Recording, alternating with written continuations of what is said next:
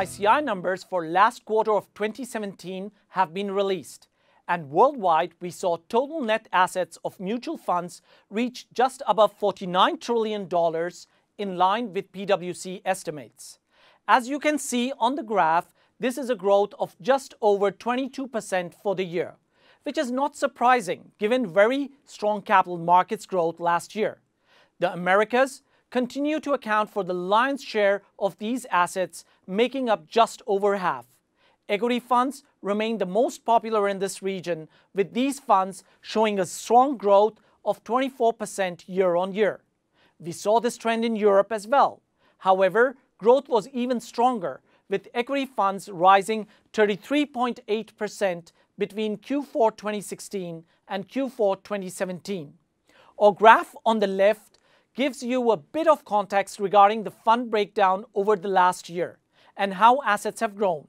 As you see, other than guaranteed protected funds, we have seen growth across the board. We turn now to PwC's Asset and Wealth Management Leader for the EMEA region, Andy O'Callaghan. Andy, thanks for joining us. The European AM industry saw strong growth in 2017. Could you tell us a bit about what the major drivers were, according to your view? Of course, Darius. So 2017 was a very good year for the European asset and wealth management industry, and was really underpinned by three key components. The first is growth in passive. So we continue to see increased allocation to passive investing, particularly through exchange-traded funds. That continues to grow. It had a very good year. Secondly, we see huge interest in alternatives. So funding the future, as we call it within PwC. That includes infrastructure, real estate, private debt, and it includes private equity. But thirdly, and very importantly, is active management continues to grow. It has challenges, but it continues to grow and succeed.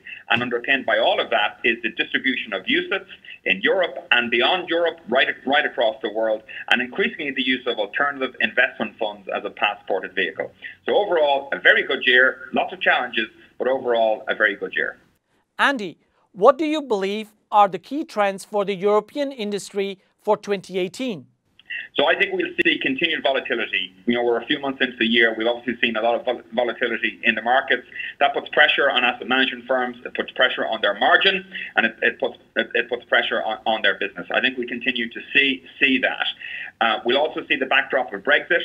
How will Brexit play out? What will the final arrangements be between the European Union and the UK? We all want to see the current arrangements preserved as much as possible. That's very, very, very important.